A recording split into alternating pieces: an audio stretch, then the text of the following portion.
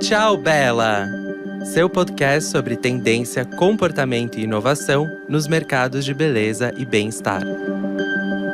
Aqui no Tchau Bela a gente vem falando sobre o tanto que esse mercado de beleza e bem-estar tem caminhado para um lugar mais holístico. Então a gente está prestando atenção nas formulações, na naturalidade das formulações, em como todos esses produtos nos ajudam a sentir melhor e até se reconhecer mais em frente ao espelho. Eu juro que esse não é um papo espiritual, zen, esse holístico não tem nada a ver com místico. Isso, na verdade, tem tudo a ver com sabedoria milenar, que é o tema do episódio de hoje. Ou melhor, sobre como a indústria de beleza e bem-estar vem bebendo dessa fonte para repensar os seus produtos, para repensar rituais, além de diversificar o nosso repertório quando o assunto é cuidado. Eu sou Vânia Góes, jornalista, apresento o Tchau Bela com a Isa Deson, minha parceira de pesquisa de tendências, risadas e bancada. E é disso que a gente vai falar hoje, né? Quais são esses novos caminhos que culminam no resgate de antigas tradições de autocuidado? Pois é, porque de maneira geral, aqui no Ocidente, tanto a medicina como a ciência costumam a nos compartimentar e cortar em 1000 pedacinhos o nosso corpo e a nossa mente, né? Tem um especialista para cada cantinho do seu corpo.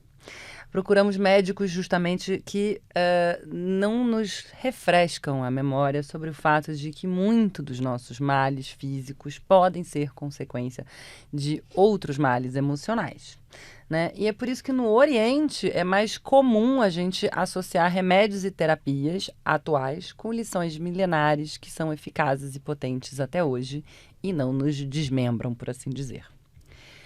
Acho que o exemplo mais palpável, né, dos últimos anos é a meditação, uma prática milenar de sabedoria popular, das mais democráticas do mundo, porque é de graça, né, gente, só se sentar e respirar, que está presente em dezenas de vertentes religiosas, porque não se enganem, rezar também é meditar, tem tantas outras práticas que são meditativas e que não se chamam necessariamente meditação, apesar da meditação em si ser muito associada ao budismo e ao hinduísmo.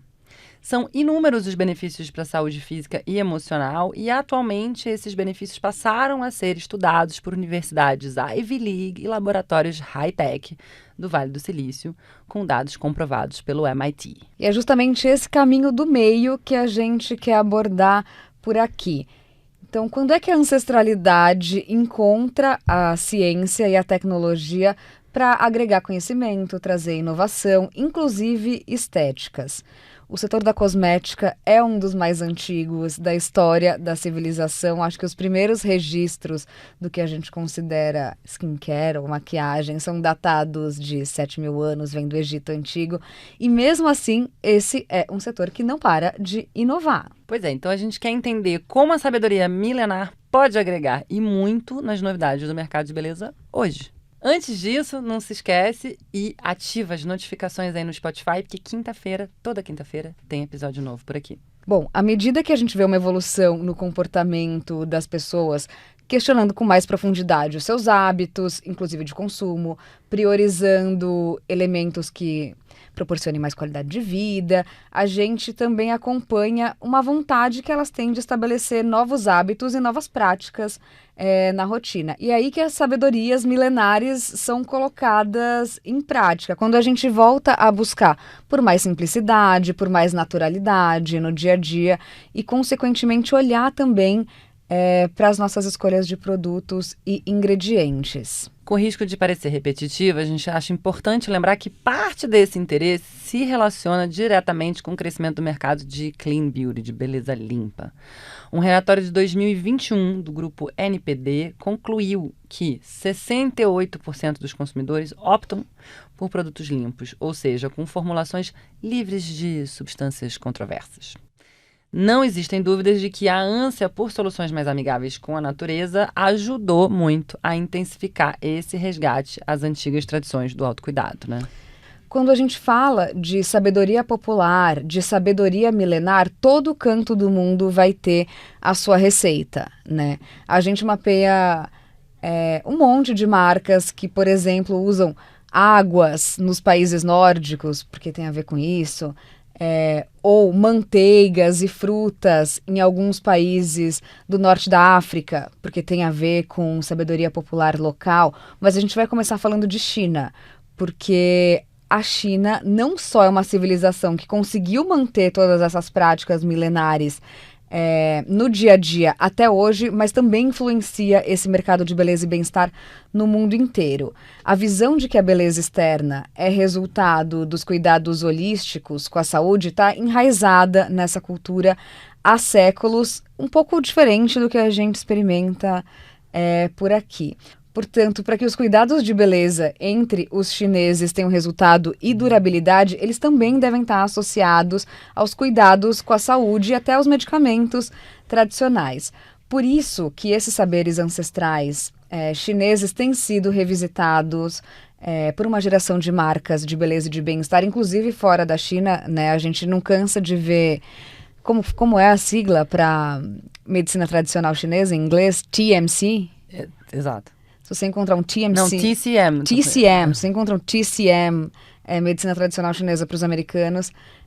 Enfim, diversas marcas começam a pipocar, nascendo sob esses preceitos. E esse movimento já ganhou tanta força que tem sido apelidado de C-Beauty, por comunicar conceitos e ingredientes com novidades que vão de cosméticos até suplementos, né? A medicina base de ervas do país tem cerca de 3.000 anos. E hoje ela ainda é usada e associada a tratamentos farmacêuticos, principalmente pelos mais velhos, segundo a Daxi Consulting falou em 2020. A cultura desses ingredientes na população jovem vem crescendo na área cosmética, uma vez que esses ingredientes naturalmente carregam os slogans de green e natural, que a gente estava falando lá no início, na noção de clean. E à medida com que a geração Z começa a envelhecer, né, começa a ficar mais velha, porque envelhecer é uma grande covardia, e, portanto, aumentar o poder aquisitivo, ela está mais disposta a pagar caro por produtos orgânicos, né? De acordo com a Kantar, 54% dos consumidores da geração Z na Ásia, Estados Unidos e Europa priorizam marcas de beleza que carregam um conceito limpo e verde. Porém, eu achei isso muito chocante, se a gente avaliar essa pesquisa apenas pela população chinesa, a proporção cresce para 90%. 90% da geração Z. Bem impressionante. Quando a gente olha para marcas como a Herbeast, que foi fundada em 2020 e é uma das maiores do mercado chinês, que tem um óleo à base de plantas e ervas nativas, essa é uma das poucas marcas de C-Beauty que compete com o mercado de luxo ao lado das clássicas como Lancôme e Estée Lauder, que a gente sabe que vão muito bem no mercado asiático, né? E os suplementos de beleza à base de ingredientes tradicionais da medicina chinesa também estão bombando, né? O motivo parece ser a incansável busca de novidades na indústria de beleza, que agora está se alimentando, literalmente, de teorias populares como bonitos de dentro para fora, traduzido hoje em dia como beleza e comida vêm da mesma origem. E isso, quem disse, foi um artigo publicado pela Vogue Business em 2021. Eu achei isso interessante. Outro ensinamento valioso dessa cultura tradicional que se espalhou pelo Ocidente é a acupuntura, né? Que é recomendada para melhorar a saúde e bem-estar como um todo, além de também poder ser usada para suavizar rugas, para melhorar a cara de cansada. Você sabia disso? Pois tem uma especialista francesa em skincare, a Valérie Grandury, será que eu falei certo? Falou. Que é fundadora da Audacité. Inclusive dá para encontrar a Audacité aqui na Dominique Bottin, em São Paulo, uma marca que eu amo. Ela é super adepta da acupuntura facial como parte da sua rotina de beleza e desenvolveu o Monami, que é uma ferramenta de acupressão usada para acionar partes do rosto que seguem os pontos e meridianos que a gente aprende a reconhecer na acupuntura, com o intuito de melhorar o fluxo sanguíneo e desbloquear canais energéticos. Segundo ela, a tensão constante causada pelo estresse resulta em contrações musculares, faciais, que podem se transformar em rugas, por isso que a importância da massagem facial para suavizar os sinais. Eu sou muito fã de outra marca que chama Noi Skincare. Vocês têm que seguir ela no Instagram. Ela foi fundada, é uma clínica estética que foi fundada por uma mulher chamada Dana Omari. Ela faz umas massagens muito power, que só de assistir você já fica muito relaxada daquelas por dentro da boca, enfim. Mas ela também lançou uma ferramenta que é um bastãozinho com umas bolinhas na ponta, ela tem um óleo facial e ela ensina a fazer esses movimentos no rosto, não só para melhorar esteticamente, enfim, mas porque eles também promovem efeitos benéficos para a saúde. Então no Instagram você consegue ver uns tutoriais, tipo, em torno da boca, para a saúde reprodutiva. É muito encantador, dá muita vontade de fazer. Sigam.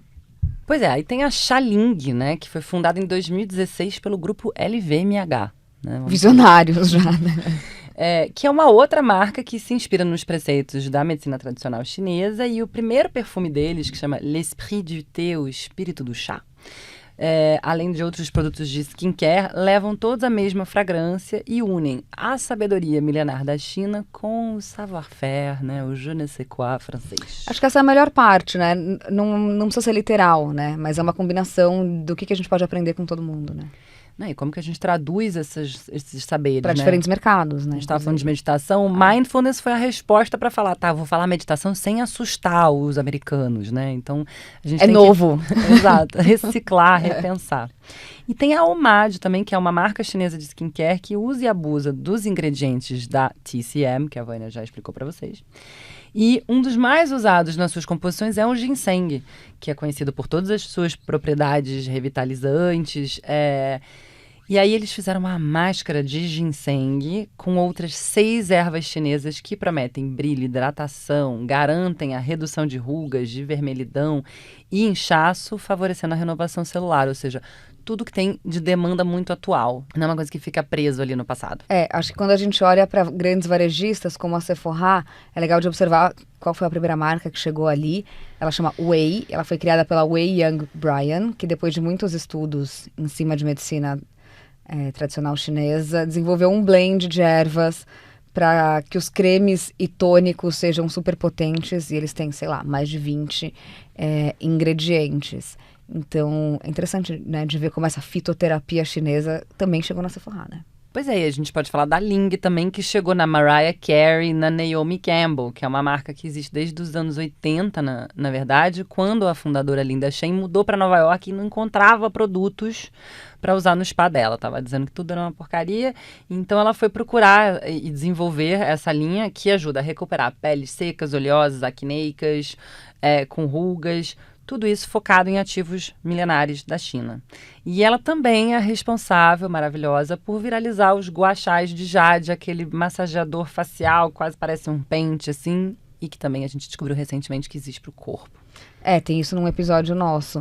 E sabe uma outra coisa que eu acabei de lembrar? A Chanel lançou agora a Le Lift, que é uma linha para sinais e para firmeza do rosto, e eles lançaram um guaxazinho para você usar, mas de um jeito super high-tech, meio geométrico, de aço, Chique. Enfim, desdobramentos dessas histórias, né? Mas vamos sair da China e voar para a Índia para a gente falar de Ayurveda, que também tem se tornado popular, né? A medicina tradicional indiana, que está inserida nesses preceitos ayurvédicos, tem nutrido esse mercado clean global com saberes ancestrais sobre as ervas, sobre as plantas, mas não só, né? Também com rituais bastante específicos. Esse mercado de beleza ayurvédica foi avaliado em 4,5 bilhões em 2017, com a expectativa de chegar em 14,9 até 2026.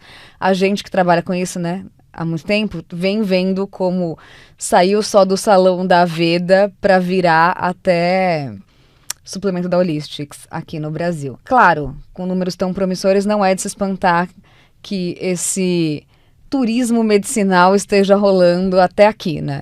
Pois é, então vamos aos produtos, porque o que tem de bacana na Ayurveda, muito do que eu aprendi com você, diga-se de passagem, são os rituais, né? É tudo muito ritualizado, é tudo um grande momento, um grande happening. E um deles é a oleação do corpo e do cabelo, que é uma das coisas mais gostosas do mundo. E a Fable & Mane, que foi fundada pela indiana Nikita Mehta, ela assegura que a receita da avó dela de óleo com remédios caseiros para massagear o couro cabeludo proporciona hidratação e fortalecimento dos fios, né? Tem uma outra marca, a Mauli Rituals, que é britânica E tem produtos para o corpo, para o rosto, para o cabelo, tem suplementos, enfim, com esse intuito de manter e de propagar os fundamentos da sabedoria indiana vivos. A Raçassara Skin Food é outra marca de beleza, mas ela é australiana e ela também garante que seus produtos são super naturais, tão naturais que podem ser ingeridos e foram criados pelo tipo de pele de cada dosha, que para quem não está familiarizado com essa nomenclatura ayurvédica, é uma espécie de classificação do nosso humor biológico, que combina características físicas com outras mais ligadas aos nossos temperamentos para ajudar a entender o que precisa ser equilibrado no corpo de cada pessoa. E se alguém, por acaso, estiver nos ouvindo de Londres ou tem alguma viagem marcada para lá, a gente super recomenda a Forest Essentials, que abriu a sua primeira loja fora da Índia. Mesmo se você não for comprar nada, vale visitar esse espaço que mistura um design super moderno e minimalista com artesanato indiano, com paredes de pedra, com tetos inclinados em homenagem à fábrica da marca, que fica no Himalaia, e acho que esse é um dos exemplos que combinam esse desejo contemporâneo com as melhores lições que a gente pode colocar em prática, né? Pois é, como diria um dos nossos maiores ídolos, o Ailton Krenak, o futuro é ancestral. Esse é o título, inclusive, do livro que ele acaba de lançar, e com ele a gente lança a seguinte pergunta: quando é que o Brasil vai abraçar de verdade essa tendência de olharmos para todos os ativos que podemos extrair da nossa extensa biodiversidade e todo o conhecimento que podemos aprender com as diferentes culturas, principalmente as indígenas e as de matriz africanas, que habitam esse nosso extenso país, né? Eu acho que isso, o ponto principal aqui é acreditar e apostar nesses saberes, né? E não sempre querer completar a fórmula com o ativo da moda da vez ou com a nomenclatura internacional, normalmente americana, que está viralizando, e de fato focar e fazer isso numa escala um pouco maior, né? Disso que a gente está curiosa aqui. Na China, o governo chinês incentiva, né, o desenvolvimento dessa indústria medicinal, das suas plantas e ervas, e acaba até facilitando a regulamentação de quem investe em pesquisa, enfim, cultura, né? Por isso, provavelmente, que aqui será um pouco mais lento, mas a gente tem fé em vocês e tem fé que a gente está desenvolvendo nossa autoestima coletiva por aqui.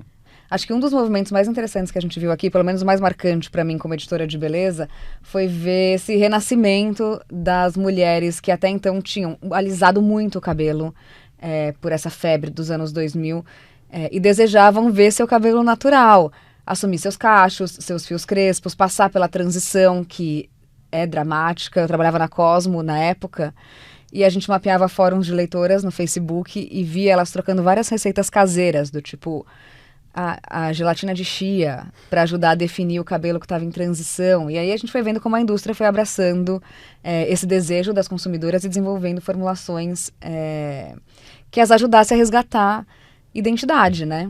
Pois é, e a gente vê como que o individual e o coletivo entra nessa. E aí, falando em cabelo, eu tô até aqui com o livro na mão, para quem não tá me vendo, a gente pensou, eu pensei muito, né, falei com a Vânia, sobre um texto que a Luísa Brasil, jornalista, influenciadora, que nos inspira, que é nossa amiga, que lançou recentemente o Caixa Preta, seu primeiro livro, que é um compilado das colunas que ela escreveu para Glamour, além de alguns textos inéditos, textos inéditos que ela colocou, e ela fala muito sobre o cabelo, né, e o que o cabelo significa para a mulher negra brasileira, né? E eu acho bonito que ela fala: ser crespa é um verdadeiro ato de amor e resistência, né? Ela fala que é sobre a recuperação da autoestima e da ancestralidade. E ela escreve até uma carta para o cabelo dela, né? E um desses trechos dela, ela diz que as crespinhas conscientes nunca passarão pelo processo de não conhecer o seu cabelo natural, né? Diferente da nossa geração, nós millennials aqui, cujo o alisamento foi o elemento comum de boa parte das mulheres negras, né? E ela diz que essa é a maior conquista dela e das mulheres negras que a acompanham nessa caminhada. Nessa esteira de marcas que foram respondendo aos desejos das consumidoras, acho que vale citar a Salon Line, que era uma marca de produtos para alisar o cabelo, mas se tornou, enfim, uma aliada em debater a pauta nas suas redes junto com os consumidores, entender quais pontos na cosmética valiam mais atenção e precisavam ser desenvolvidos. Eu gosto muito de uma das últimas linhas que eles lançaram, a SOS Cachos, que foi feita com a Ana Paula Chongani, que é apresentadora, uma super influenciadora. Ela desenvolveu formulações junto com a mãe dela, baseadas em receitas clássicas, que elas faziam ingredientes clássicos, como, por exemplo, abacate, numa linha que é cheia de tecnologia. Mas outras duas marcas brasileiras que fazem um trabalho muito admirável, que eu gosto de acompanhar, são a Negra Rosa, que foi fundada pela Rosângela Silva, que tem uma gama de bases e corretivos sempre muito recomendadas por maquiadoras que eu admiro muito, que fazem um super trabalho, como a Daniele da Mata. E eu também sou muito próxima da Josi Helena, que é uma esteta cosmetóloga, que é maquiadora, que é cabeleireira, e que lançou recentemente a Negra Vaidosa Scalp, que é uma marca de tônicos para o couro cabeludo, que são fortalecedores e também são calmantes, bem focados em quem faz penteados protetores e tranças. Então, acho que essas ainda são mais especiais porque são duas empreendedoras brasileiras negras criando produtos para quem está em torno delas, né? Um pouco como a Rihanna falou, né, quando desenvolveu a Fenty. E aí, falando em ancestralidade de matriz africana, um artigo publicado em 2022 no site cosmeticdesigneurope.com apontou que o movimento de resgate de povos asiáticos fez com que a curiosidade emergisse em outras regiões também. Porque a gente não tinha essa coisa, né? K-Beauty meio inaugurou, né? Essa coisa de B-Beauty. A gente já fez episódio sobre beleza brasileira. C-Beauty, como a gente falou da chinesa, né? E aí é interessante porque agora a gente está falando de A-Beauty, né? Ou de beleza africana. E a gente sai de um território, de um país para um território de escala continental que promete ser ainda mais rico do que qualquer coisa que a gente viu até agora em termos de nuances e ingredientes. E a gente não vê a hora dessas marcas começarem a pipocar por aqui. Bom, espero que você se inspire não só a entender mais de Ayurveda ou de medicina tradicional chinesa, como olhar para cá também e ver o que essas marcas brasileiras estão criando, que tem muito a nossa cara. A gente gravou esse episódio nos estúdios do Iguatemi, nosso apoiador master, com pesquisa da Larissa Nara e do Felipe Stoffa, com roteiro da Katrina Carta Kovarik, a trilha assinada pelo Alex Batista, a carinha de cada episódio desenhada pela Núbia Lima, a produção é da Agência Arara e da Space House. A gente tem episódio novo toda quinta-feira, então não esquece de acompanhar. Até semana que vem. Obrigada pela companhia. Tchau, Bela!